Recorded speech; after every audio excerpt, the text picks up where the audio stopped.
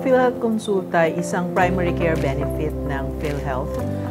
Nagsimula itong programa na ito, or at least yung effort ng PhilHealth para mag-develop ng outpatient benefit ay noon pang 2000, year 2000, initially para sa mga indigent naming members. Pag nag-enroll yung local government na mga sponsored nun ang tawag, merong kaakibat to na maximum na 300 per family na ibibigay sa kanila para bigyan nila ng primary care or outpatient. Ngunit dahil sa universal healthcare, ang sabi ng universal healthcare, bawat Pilipino ay dapat covered ng National Health Insurance Program. At dapat lahat ng Pilipino ay magrehistro sa kanyang primary care provider of choice. So ang PhilHealth, in-expand itong programa na ito para lahat ng membro o lahat ng Filipinos ay magkaroon ng primary care benefit. So ngayon, itong primary care benefit na ito, ang tawag namin ay konsulta.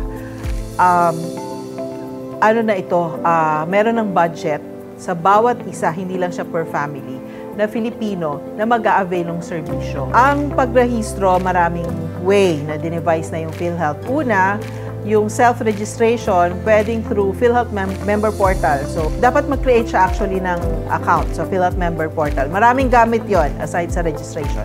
So doon, pipili siya, nakalista naman doon ang aming mga accredited consulta package provider. Pipili siya doon at irerehistro niya ang sarili niya. Pangalawa, kung wala naman siyang access sa internet o wala pa siyang account sa member portal, pwede siyang pumunta sa aming local health insurance offices. I-assist siya doon. Sasabihin lang niya, gusto ko magparehistro isang consulta provider. So i-assess siya doon. Pangatlo is, pwede siyang tumawag sa aming call center. Tutulungan din siya doon. Ang pangalawang method, so that's self-registration ang tawag. Ang pangalawang method is through a third-party assisted registration. Gaya ng, meron kaming mga organizations na tinutulungan kami at tinutulungan namin sila na ma-irehistro yung kanyang member. So magparehistro tayo, pero hindi doon tayo natatapos. Kasi rehistro lang yon. Alam lang natin na ito ang ating primary care provider. Ngunit hindi pa natin na-avail yung servisyo. Ang unang step is pumunta ka or puntahan ka ng provider, ginagawa yun ng iba. At ikaw ay i-assess, tapos kuhanan ka ng BP, ng timbang, yun na ang unang availment. Lahat tayo, sana mag-avail nitong first step para maibigay ng PhilHealth doon sa consulta package provider yung unang bayad.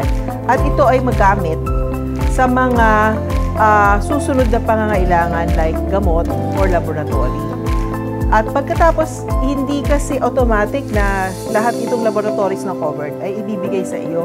Kasi palagi naming sinasabi, kailangan si doktor ang magsasabi. Kaya kailangan may consultation.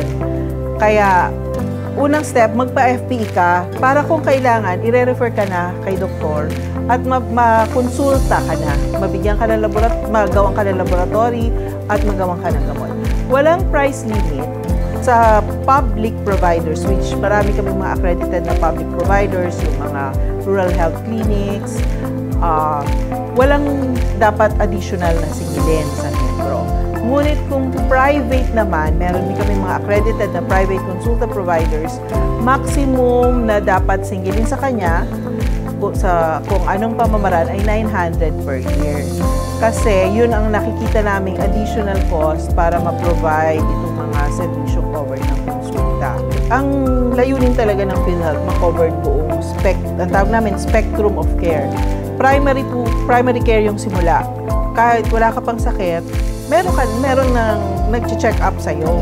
Ngayon, sinisikap natin na dito pa lang sa primary care, ma-prevent na upang hindi ka na magkasakit at hindi ka na rin gumamit ng mas maraming resources sa iyo. Base sa aming datos, ang mga nagparehistro lang, kung halimbawa tayo ay 110 million, ang nasa database namin na nakarehistro sa konsulta ay mga nasa 25 million. So, bababa pa, no? Mga 25% pa lang ng mga Pilipino ang nakakaalam dahil sila pa lang yung pumunta nagrehistro sa konsulta. And out of that, nasa mga 3 million lang yung nagpumunta at nagkaroon ng first patient encounter.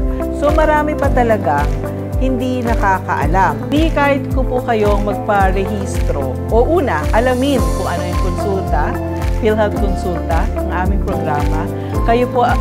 Tapos kayo po hinihikayat ko na magparehistro sa inyong preferred konsulta package provider.